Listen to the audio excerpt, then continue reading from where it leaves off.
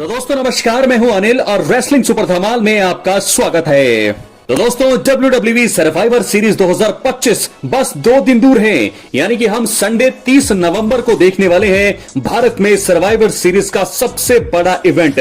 4 बड़े मुकाबले और चारों ही मैचों की फाइनल प्रेडिक्शन के लिए मैं तैयार हूं और साथ के साथ इसी मैचों से हमें पता लगने वाला है कि रेसलमेनिया 42 में कौन कौन से मुकाबले हो सकते हैं। फिलहाल मैं रोमन रेंस के मैच की बात करूंगा और साथ के साथ जॉन सीना के टॉप 10 ग्रेटेस्ट राइवल्स कौन रहे हैं, इसके बारे में भी मेरे पास पूरी की पूरी रिपोर्ट है। दोस्तों इसलिए वीडियो के अंत तक बने रहें और अगर आप चैनल पर नए हैं सब्सक्राइब करने के बाद ऑल पर क्लिक करें क्योंकि फ्री है और यहां आपको हर प्रकार की रेसलिंग जगत से जुड़ी हुई तमाम जानकारी मिलती है और मिलती रहेंगी। इसलिए वीडियो को लाइक करें, शेयर करें, सब्सक्राइब करने के बाद ऑल पर क्लिक तो जरूर करें। दोस्तों चैनल पर एक्टिव रहें क्योंकि यहां पर आपको रेसलिंग से जुड़ी हुई तमाम जानकारी मिलती है, अपडेट मिलती है, रिव्यू मिलते हैं, सब कुछ आपको यहां मिलेगा और सबसे सटीक मिलेगा। इसलिए वीडियो पर एक्टिव रहें, लाइक करें, हाइप करें, सब कुछ करें। तो चलिए दोस्तों वीडियो को शुरू करते हैं। बात करेंगे सबसे पहले चारों मैचों के बारे में। दोस्तों जो 4 मुकाबले अब तक तय किए गए हैं उन चारों मैचों की फाइनल प्रेडिक्शन हम करेंगे। मैं आपको बताने वाला हूं दोस्तों कि फाइनल प्रेडिक्शन क्या है, इसलिए वीडियो के एंड तक आप जरूर बने रहें। और वीडियो के एंड में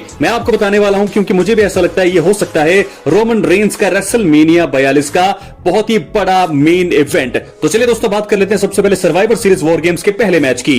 John Cena versus Dominik Mysterio intercontinental championship के लिए होगा ये बड़ा और महामुकाबला। और आपको दोस्तों मैं याद दिला दूं कि आखिरी प्रीमियम लाइव इवेंट है जॉन सीना के करियर का और सबको उम्मीद है कि जॉन सीना धमाकेदार प्रदर्शन करते हुए हमें नजर आएंगे। तो दोस्तों कौन जीतने वाला है इस मुकाबले में, आप अपनी राय सबसे पहले तो कमेंट बॉक्स में करें। और कौन सी मर्चेंडाइज पहनेंगे, यहां पर तो दिखाई गई है व्हाइट, क्या व्हाइट ही पहनेंगे तो इसके बारे में दोस्तों जरूर पता लगेगा हमें। लेकिन जैसी मर्चेंडाइज यहां पर दिखाई गई है मुझे लगता है कि ये बहुत ज्यादा बिक्री इस मर्चेंडाइज की होने वाली है। तो मैं इस मैच के प्रेडिक्शन की अगर मैं बात करूं तो दोस्तों मुझे ऐसा लगता है कि डोमिनिक मिस्टीरियो यहां पर इतिहास रचेंगे और अपने करियर में पहली बार हराएंगे जॉन सीना को। तो यहां पर दोस्तों इंटरकॉन्टिनेंटल चैंपियनशिप के लिए मुकाबला है और शायद WWE का यह प्लान हो सकता है कि जॉन सीना के मैच में किसी का दखल हो सकता है जिसके जरिए जॉन सीना की हार हो और जिससे दोस्तों ये हार उतनी चुभे भी ना और जॉन सीना की राइवलरी जो भी सुपरस्टार बीच में इंटरप्ट करता है या कोई रिटर्न करता है, जैसे कि लोग बोल रहे हैं और रिपोर्ट में भी कहा जा रहा है कि एज की वापसी यहां पर हमें देखने को मिल सकती है, तो शायद वो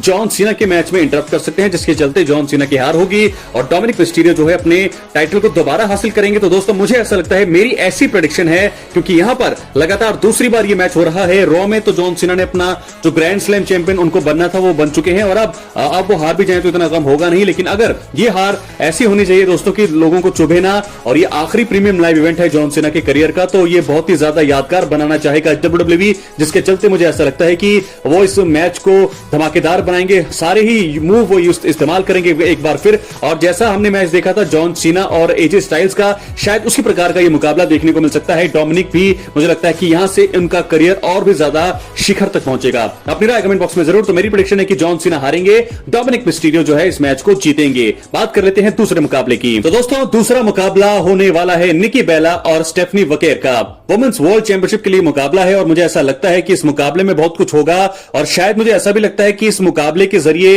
निकी बेला की सिस्टर ब्री बेला की भी वापसी हो सकती है। दोस्तों ऐसी मेरी प्रेडिक्शन है, क्या होगा ये तो वक्त ही बताएगा, हमें मैच में ही पता लगेगा। लेकिन फिलहाल मुझे ऐसा लगता है कि ब्री बेला की वापसी हो सकती है और वो अगर उनकी वापसी हुई तो आप समझ सकते हैं कि यहां पर निकी बेला बनने वाली है नई वर्ल्ड चैंपियन और स्टेफनी वकेर हारने वाली है। लेकिन मुझे ऐसा लगता है कि स्टेफनी वकेर अभी अभी ही वर्ल्ड चैंपियन बनी है और शायद इस मुकाबले में स्टेफनी वकेर अपनी टाइटल को रिटेन करेंगे और निकी बेला की यहां पर हार होगी। क्या है आपकी राय कमेंट बॉक्स में जरूर। अब बात कर लेते हैं तीसरे बड़े मैच की, वुमेन्स वॉर गेम्स का मुकाबला।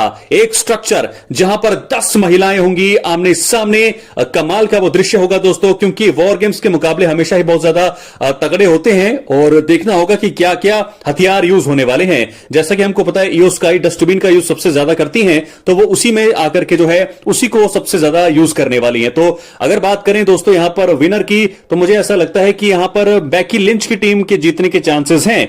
वो चांसेस इसलिए हैं क्योंकि दोस्तों मुझे ऐसा लगता है कि रिया रिप्ली और शार्लेट फ्लेयर के बीच में कुछ भी ठीक नहीं है और शायद शार्लेट फ्लेयर यहां पर मैच से साइड हो सकती हैं, यहां पर धोखा दे सकती हैं अपनी टीम को, जिसके चलते ये टीम मैच हार सकती है। और साथ के साथ मुझे इयो स्काई भी कुछ ऐसा लगते हैं कि इयो स्काई भी यहां पर धोखा दे सकती है रिया रिप्ली को।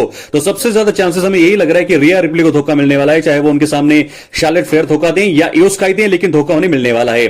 बड़ा मैच इस मुकाबले में दोस्तों मुझे ऐसा लगता है, मेरी ऐसी प्रेडिक्शन है कि बैकी लिंच की टीम जीतेंगी और हारेंगी यहां पर एजे ली की टीम, और बहुत तगड़ा ये मुकाबला होने वाला है, मैं आपको ये भी बता दूं। और इस मुकाबले में भी शायद दोस्तों किसी बड़ी वुमेन सुपरस्टार का रिटर्न हमें देखने को मिल सकता है। तो आखिर में बात कर लेते हैं मेंस वॉर गेम्स मुकाबले की, जो होगा मेन इवेंट। दोस्तों सबसे पहले आपको बता दूं, बहुत सारे लोगों का यह सवाल था कि इवेंट कब होगा, तो आप इसे देखेंगे 30 नवंबर को संडे को भारत में सुबह 5:30 बजे आप इसको लाइव इवेंट देखेंगे। नेटफ्लिक्स पर आप इसको देख सकते हैं, सोनी स्पोर्ट्स नेटवर्क पर। बहुत सारे लोगों का सवाल था कि क्या वहां होगा, बिल्कुल नहीं दोस्तों, वहां नहीं, ये हमें नेटफ्लिक्स पर ही देखने को मिलने वाला है। तो नेटफ्लिक्स पर आप इसको देख सकते हैं, लेकिन ये बहुत ही बड़ा मुकाबला होने वाला है। और मेरी प्रेडिक्शन में पहले ही आपको बता दूं, ब्रॉक लेसनर की टीम इस मैच को जीतने वाली है मेरी प्रेडिक्शन के हिसाब से। उसका कारण बताता हूं दोस्तों, क्योंकि कोडी रोड्स, सीएम पंक और रोमन रेंस, यानी कि 3 बड़े सुपरस्टार तो जरूर हैं, लेकिन रोमन रेंस का पंगा कोडी रोड्स के साथ भी है, रोमन रेंस का पंगा सीएम पंक के साथ भी है, और द उसोस के साथ भी उनकी राइवलरी है। तो मुझे लगता है कि किसी ना किसी का टर्न देखने को मिल सकता है, जे उसो का टर्न हो सकता है। बात कर रहे हैं कि रोमन यहां पर टर्न कर सकते हैं कोडी पर या पंक पर, या फिर मुझे लगता है कोडी यहां पर धोखा दे सकते हैं अपनी टीम को। अगर ये सारी चीजें होती हैं जो कि होनी चाहिए, तभी जो है रोमांच आएगा डब्ल्यूडब्ल्यूई की इंडस्ट्री में, दुनिया में, तो जिसके चलते यहां पर ब्रॉक लेसनर की टीम जीत सकती है। तो दोस्तों चारों ही मैचों के बारे में मैंने आपको बता दिया है, चारों मैचों की प्रेडिक्शन यहां पर बता दी है। क्या आपकी क्या प्रेडिक्शन है, अपनी प्रेडिक्शन आप कमेंट बॉक्स में जरूर बताइए। तो चारों मैचों के बारे में तो मैंने बात कर ली है, लेकिन अब मैं बात करने वाला हूं जॉन सीना के वो टॉप 10 ग्रेटेस्ट राइवल्स जो एक रिपोर्ट में सामने आए हैं। तो ये आप पढ़ सकते हैं, Bleacher Report ranks John Cena's greatest rivals ever. तो नंबर 1 पर है CM Punk, number 2 Edge, number 3 पर the Rock, number 4 Randy Orton, number 5 Brock Lesnar, 6 पर है एजे स्टाइल्स, 7 पर है Batista, number 8 Kurt Angle, number 9 Shawn Michaels, और आखिर में है ब्रे वायट। तो दोस्तों आपके हिसाब से जॉन सीना की राइवलरी सबसे ज्यादा किसके साथ रही है? यहां पर ब्लिचर रिपोर्ट ने तो यहां पर रैंक किया है सीएम पंक को, और आखिर में है ब्रे वाइट। इसमें आप देख सकते होंगे रोमन रेंस का नाम नहीं है, और मुझे लगता है कि रोमन रेंस का नाम इसलिए नहीं है क्योंकि इतनी राइवलरी इनके बीच में रही नहीं है। और दोस्तों ये इसलिए भी हो सकता है कि जब जॉन सीना अपने पीक पर थे 2006 से 2012 के बीच में, तब रोमन रेंस का डेब्यू नहीं हुआ था। 2012 के बाद रोमन रेंस आए हैं, और उसके बाद इतने ज्यादा इनके बीच में मैच हुए नहीं है, लेकिन जितने भी मैच हुए हैं उन मैचों में हार का सामना करना पड़ा है जॉन सीना को। तो राइवलरी दोस्तों वो होती है जब यहां पर जॉन सीना जो है जीते मुकाबले, जॉन सीना हारे भी, लेकिन रोमन रेंस के सामने वो एक भी मैच जीते नहीं है, और शायद मुझे लगता नहीं कि इनका मुकाबला होगा अभी। तो ये 10 राइवल्स हैं। नंबर 1 पर सीएम पंक। आपके अकॉर्डिंग दोस्तों आप किसको रैंक देंगे?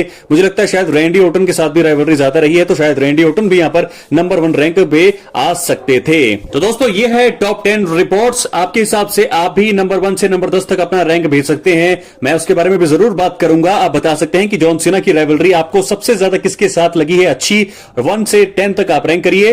अब मैं बढ़ता हूं अपने मेन इवेंट, वीडियो के मेन इवेंट की तरफ, जो है जुड़ी हुई रोमन रेंस के साथ। दोस्तों आपको बता दें, रोमन रेंस के बारे में हमेशा ही लोग बात करते हैं, और सबसे ज्यादा जो कामयाब है आज के टाइम पे सबसे ज्यादा तो वो रोमन रेंस ही हैं। लेकिन फिलहाल रेसलमेनिया 42 की अगर मैं बात करूं तो रेसलमेनिया 42 को लेकर अभी से अफवाहों और अटकलों का बाजार गर्म है। कंपनी के टॉप सुपरस्टार के मैच पर सभी की नजरें होंगी, और हाल ही में एक पोस्टर जारी किया गया था जिसमें Brock Lesnar, CM Punk, Cody Rhodes और रोमन रेंस थे।